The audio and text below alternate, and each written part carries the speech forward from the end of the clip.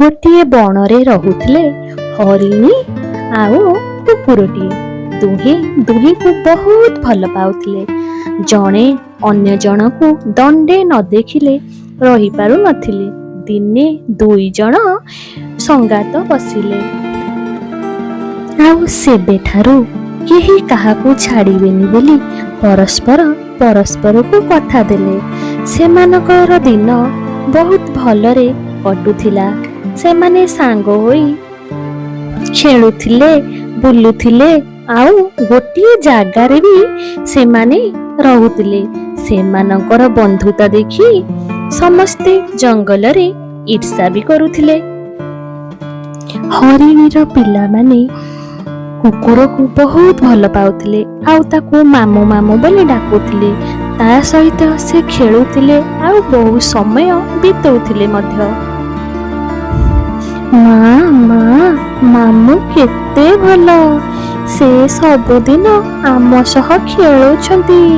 ହଁ ମା, ସେ ସବୁବେଳେ ନୂଆ ନୂଆ ଗପ କହୁଛନ୍ତି। ସେ ବହୁତ ଭଲ। ସେଥିପାଇଁ ତ ଆମେ ଦୁଇ ଜଣ କେହି କାହାକୁ ଛାଡ଼ିବୁନି ବୋଲି ପ୍ରତିଜ୍ଞା କରିଛୁ। ଠିକ୍ କହିଲୁ, ଏ ଜନ୍ମରେ ଆମେ କେହି କାହାକୁ ଛାଡ଼ିବୁନି। ହରିଣୀ ଛୁଆ ସହ କୁକୁର ଖେଳିଲା ବେଳେ ବୁଦା ପାଖରେ ରହି ଗୋଟେ ବିଲୁଆ ସବୁଦିନ ଲକ୍ଷ୍ୟ କରେ। ହରିଣ ଛୁଆମାନଙ୍କର ଡଉଲ ଡାଉଲ ଚେହେରା ଦେଖି ସେମାନଙ୍କୁ ଖାଇବାକୁ ବିଲୁଆର ଭାରି ଲୋଭ ହୁଏ। କିନ୍ତୁ ସେମାନଙ୍କ ସହ କୁକୁର ଥିବାରୁ ବିଲୁଆ ସାହସ କରି ସେମାନଙ୍କ ପାଖ ମାଡ଼େନି, କାରଣ କୁକୁର ପ୍ରତି ତାର ବହୁତ ଭୟ।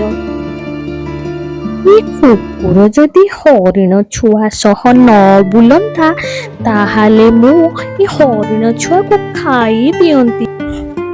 କିନ୍ତୁ ଏ କୁକୁର ତ ସେମାନଙ୍କୁ ଛାଡ଼ିକି ଯିବନି। ଆଉ ମତେ କିଛି କରିବାକୁ ପଡ଼ିବ। ବିଲୁଆ ତ ପ୍ରକୃତରେ ମହାକାଳୁଆ। ସେ କୁକୁର ଆଉ ହରିଣୀ ମଧ୍ୟରେ କଳହ ଲଗାଇବାକୁ ଚାହିଁଲା। ଦିନେ ହରିଣୀ ସକାଳୁ ସକାଳୁ ଚରିବାକୁ ଗଲା ବେଳେ ବିଲୁଆ ତା ପଛେ ପଛେ ଗଲା।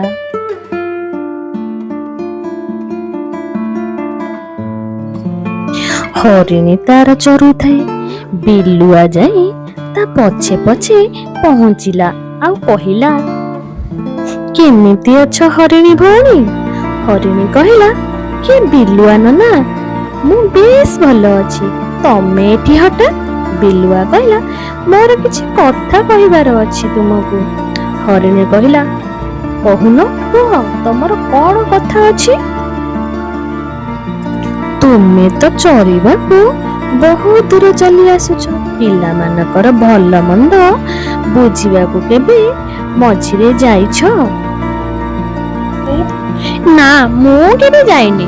ସେଠି ତ କୁକୁର ଭାଇ ଅଛି। ମୋ ପିଲାମାନଙ୍କର ସୁଖ ଦୁଃଖ, ହାନି ଲାଭ ସେ ସବୁ ବୁଝେ। ତେଣୁ ମୋର ଚିନ୍ତା ନାହିଁ। ସେଇଟା ତ ହେଉଛି ଭୁଲ। ଅନ୍ୟ ଭରସାରେ ପିଲାଙ୍କୁ ଛାଡ଼ିଦେବା ହେଉଛି ବଡ଼ ଭୁଲ। ତମେ ଏବେ ଯାଇ ସେଠି ଦେଖ କଣ ହେଉଛି। ତୁମ ପିଲାମାନଙ୍କୁ ସେ କୁକୁର ସବୁବେଳେ ବହୁତ ମାରେ। ଏହା ଶୁଣି ସାରିବା ପରେ ହରିଣୀ ମନରେ ସନ୍ଦେହ ହେଲା। ହରିଣୀ ତା ପିଲାମାନଙ୍କୁ ଦେଖିବା ପାଇଁ ବିଲୁଆ ସହ ତା ଘରକୁ ଗଲା। ହରିଣୀର ପିଲାମାନେ ଠେକୁଆର ଖାଇବା ଛଡ଼େଇ ଖାଇ ଦେଇଛନ୍ତି। ଆଉ ଠେକୁଆ ଆସି କୁକୁରକୁ ସବୁ କହିଛି। ତେଣୁ କରି କୁକୁର ହରିଣୀର ପିଲାମାନଙ୍କୁ ମାରୁଛି। ମାମୁ, ମାରନି, ଆମେ ମରିଯିବୁ। ଏହା ସବୁ ଆସି ହରିଣୀ ଦେଖିଲା। ସେ ରାଗି ଯାଇ କୁକୁରକୁ ତା ମୁନିଆ ଶିଙ୍ଘରେ ମାରିଦେଲା। ତାପରେ ହରିଣୀ ଯେତେବେଳେ ଖାଇବାକୁ ବାହାରକୁ ଯାଏ, ବିଲୁଆ ଆସି ତା ଛୁଆଙ୍କୁ ମାରି ଖାଇଦିଏ।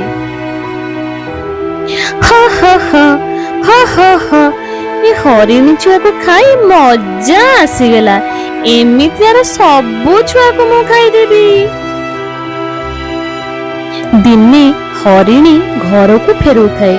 ଆସି ଦେଖେ ତ ତାର ଛୁଆକୁ ବିଲୁଆ ଖାଉଛି।